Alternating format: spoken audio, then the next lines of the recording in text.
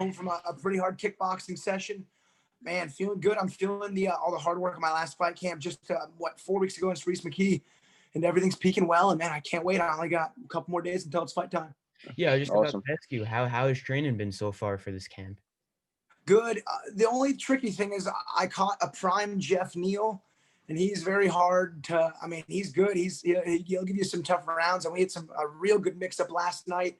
And I'll tell you, I'm happy I'm not Wonder Boy. Yeah, that that is true. Yeah, but so you just fought Reese McKee back in November, like you said, and then you said after you wanted to come back in 2021, but now you're making this quick turnaround fighting Anthony Pettis. How did this all unfold? Like after, like we You found it know, like a week ago. it was a lot of the comments I'm seeing online, and I haven't received too much hate, which is nice. Yeah, Pettis getting some flack for whatever reason, man. He's I like Pettis. But yeah, everyone's like, man, this is a random matchup. Where did it come from? And I'm like, dude, I don't know. I agree. It's random as hell. But when I got signed to the UFC, I made a very conscious change in my lifestyle. I pretty much like never break my fight camp diet for more than like maybe 1 week after a fight. And I stay in shape in case I get one of these opportunities. And I've been offered a few short notice fights, but it's mostly like when I had a fight booked, the opponent dropped out.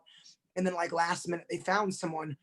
But I stayed in shape for like a moment like this where like a bigger name needed a fight or I needed to fill in. And certainly, it took 5 years, but that commitment, that strategy paid off.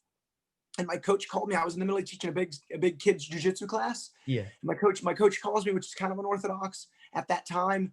I answer, I'm like, coach, is everything cool? What's up? He's like, Morono, you're never gonna believe it. I got Pettis for you on 19th on Jeff's card. And I was like, coach, I'm in, let's rock and roll. And I went into fight camp that minute. They announced the fight pretty shortly after. And dude, it's been like head to the grindstone, working my ass off ever since. now once your coach called, you were taking it no matter what. Like you were like, I'm ready. I just want to get in there. Let's do it. Yeah, normally I'm like, coach, let me think. But I was like, Pettis on this bomb fight card at the end of the year, Yeah, I am in. And I was, I was up for a new contract. So it was a win-win, plus just as a martial artist, being even asked to fight guys like Pettis, I'm like, whoa, I'm there. And then Yeah. I'm not celebrating getting the fight. I'm gonna be celebrating the victory. That's my main goal. Like it doesn't mean anything until I get that win. yeah, definitely. Yes. So now before we get like more into the fight and all that, so again, you're fighting on one of the most stacked cards of all time. I honestly think it's more stacked than the pay-per-view this week. Also your training partner with Geoff Neal is headlining the card as well. Like have you been talking with him about that? You guys had the same mindset, both looking to get that win. Yeah, I was just texting him earlier today, and we were just kind of like hyping each other up, and it was cool. Yeah, very much so. We've had a couple of like fight camps together where he would fight like a Yeah. week or so around me. I know when he fought Mike Perry, I came in quite a bit to emulate that style. Hmm. And yeah, man, it's always fun, having your teammates when you're going to battle. And yeah, I can't wait. Plus, for fight week, we got to stay in the same hotel all week, so it'll be cool to have some more friends to hang out with. Yeah. Cool. So how has your training camp been so far overall, you think? So just time frame wise, I had 10 weeks of prep time for the Reese McKee fight, and like I've done fight camps that were too long in the past, so I knew to keep that one kind of contained with the timing. So I did an 8-week camp for that. I took 2 weeks off to heal, but I mean I was still like grappling, and because I teach jujitsu, so I'm always training, and I would even do some kickboxing when I could. And then like once my 2-week kind of break was up, it was right after Thanksgiving. I kind of, I stuck to my guns. I went back on my fight camp diet and my training. So I had got right back to it. And then sure enough, that next day, so I got back to it on Monday. That Tuesday, I found out, so, I'm about a week and a day into this 2-week long fight camp. And man, I'm in good shape and have no injuries coming off that win. This is good, man. I'm peaking right now, which is awesome. Usually it takes a few weeks to build up into that. But since I had such a strong base, it's feeling good. Yeah, I know. Have you started cutting weight yet, or do you wait until actual fight week?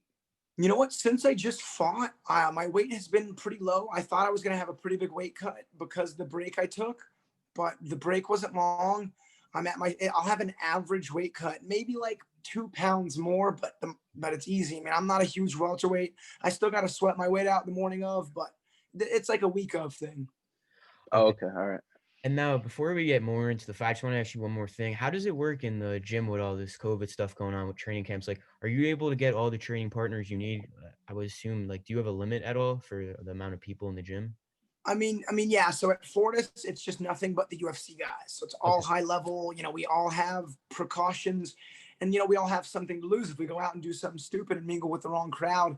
And then in terms of like when I'm at home, running my gym in Houston, we take everyone's temperatures. People are always conscious of coming in with funk. We do have an occupancy rule, and we don't have more than a couple of training partners. And I'm very selective. I pretty much only work with my MMA guys and just some of the more experienced kickboxers. So Okay. I've, at Fortis, I have Okay. maybe 3 or 4 training partners, and then at home, I maybe have 3 or 4, and they're all guys who are certainly sound, and they know what I'm risking if anyone brings any funk into the gym. So that does not happen. Yeah, definitely. We don't want to see that. So December 19th, you face former champ Anthony Pettis. How do you feel you match up with him? I think, my opinion, I think on the main card, this could be possibly fight of the night, maybe. And then another thing I wanted to bring up to you, your teammate, Diego Ferreira, fought Pettis this year. Like, has he told you anything about Pettis's game that's probably going to help you for the fight? Yeah, nothing too crazy. CDF's the man. I actually came to camp and emulated Pettis for him. Okay. And he and I are very different fighters. Like we have very different strengths and skill sets. So I'm really, leaving it up to my coach to figure out how to implement our strengths in this fight. And I guess I'll kind of leave it at that. But watch any of my, that's one thing. Watch any of my tape. I pretty much fight the same way every time. I'm looking to bang it out on the feet. Yeah. With Pettis, I'm going to have to make good decisions with entries and range and be patient. But yeah, this is a cool fight. I'm looking forward to testing my mettle. Cool. And now, how do you think you get the win this weekend? You think we could possibly see a knockout? I know Pettis, he's not a guy that gets finished a lot, but you never know in this sport. You think we could possibly get a knockout this weekend or next weekend, I should say? My bad.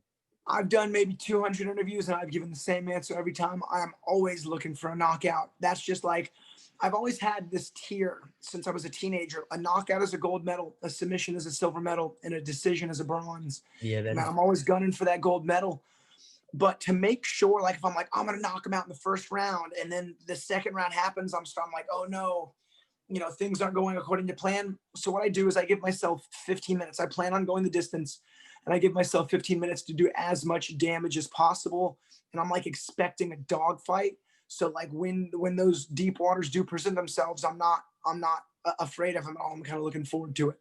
Yeah, like is going into a fight like it's not like do you not want to think about like getting a knockout so you don't like overcommit on something and then it comes back to backfire on you, or you're just going in there and like let's get this done? Yeah, that's one of those things that I've gone into fights like looking to get the knockouts and I'll never find them, and then I've gone into fights like looking to kind of like win each round and I've found the finish. So I keep it pretty simple, and thankfully my mindset's always been the psychology of MMA, dealing with the stress and the decision making, with the consequences of physical harm. I've always coped with that very well. And I feel like that's what's really gotten me to this high level. And then mixing that with now a high level skill set, I believe is a really deadly combo. Yeah.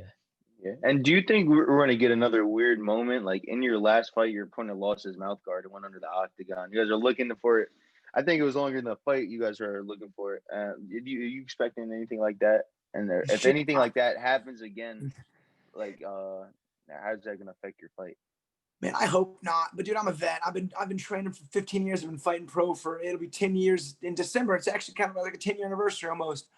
But man, I've seen it all. I don't really care. I got bit in a fight on the local scene one time, and the guy got disqualified, dude. So I'm the mouth guard thing was weird, but other than that, I don't think I'll see something that I hadn't seen before.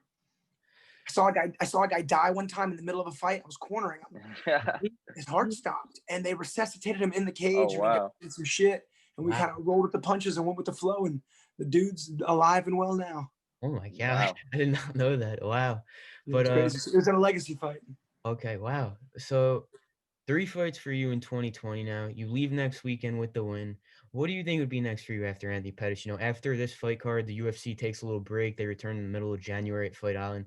Is going to Fight Island that's something that interests you, or are you looking to stay in Vegas for the fights when they return in like February, I think? Maybe in the future, if I have the choice to fight stateside, I choose to fight stateside.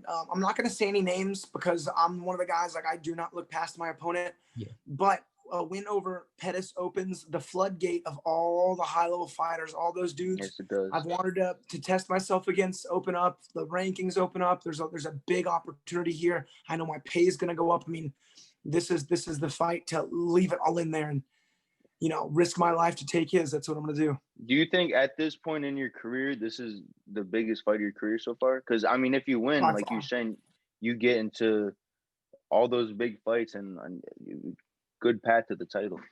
Hell yeah, by far. Plus, man, I want to give the fans what they want. I want some fights like, there's some high level dudes in the top 10 that are wrestlers. And dude, if it's up to me, I'm gonna fight the strikers, like the volume strikers. Like I got like Nate Diaz or Cerrone. I mean, that would be freaking awesome.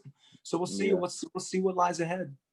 Yeah, like my next question, I thought of an opponent. I was thinking of like fights, like say you win this, and I know you don't want to look past him, like you just said, but like, how about you versus Vicente Luque? Like, I think that would be a crazy, amazing fight of the night. Like, that would be like a war. I feel like it would be such a great fight. Yeah, man, I'm a fan of his. Again, I couldn't tell you a welterweight that I wouldn't want to fight, with the exception of Geoff Neal. Not only because he's my teammate, but because he's a freaking killer. Yeah. But I mean, yeah, there's just so many matchups that I look at and just get a big smile about. But man, yeah, that'd be awesome. Yeah, well, maybe we get that. You never know. We'll see. Cool. And so everybody is going to be tuned in December 19th. So last thing I want to say is, so how these boxing fights, these money fights. I mean, we just saw Jake Paul versus Nate Robinson and Tyson versus Roy Jones. How do you feel about those like types of like money fights, promotions? Like, it's not really serious. I mean, I was a fan of boxing, but obviously, like I fly the MMA flag, and I get some of these dudes who are like, oh, MMA is this and that. Boxing is the real combat sport. And I'm like, dude, look at the biggest fight. It's some YouTuber against a really old retired guy, a millionaire who's much smaller. It's just weird, man. That honestly, the matchup, like, whatever. Honestly, good for Jake Paul. I can't believe he made that matchup happen. But it kind of made me sad. Like, the difference between like Bellator and the UFC, like the UFC is high level, best in the world, and Bellator is cool, but they have like some, like, we kind of make the joke like freak show fights. And that's what this boxing match is, man. It's almost like dirty. It's like bad. It's like bad for the reputation. Yeah. But I mean, fun all the same, I guess. And dude, I guess Logan Paul's gonna make some money, so good for him. I mean, say what you want, but dude's getting a payday. So was Mayweather too. I mean, it's such a weird setup. Yeah. Yeah. And so for the Logan versus Mayweather fight, what would be your prediction for that? You think Mayweather? Dude, I think Mayweather. Win? I think Mayweather could freaking clown him in 30 seconds. Yeah, but I'm sure he's gonna place some sort of prop bet on himself and finish it in a specific round, and there's no telling. Can you imagine the scenes if Logan Paul, a YouTube star, gave Floyd Mayweather his first loss ever? Like, greatest boxer of all time. Couldn't happen. Boxing's too specific. Like, I've sparred with some like high level pros, and dude, they're good. They're good at boxing. Like MMA is kickboxing and wrestling and grappling and conditioning and boxing. Dude, boxing is just boxing. Those guys get very good. And Floyd Mayweather, arguably the best boxer ever to live, defensively especially.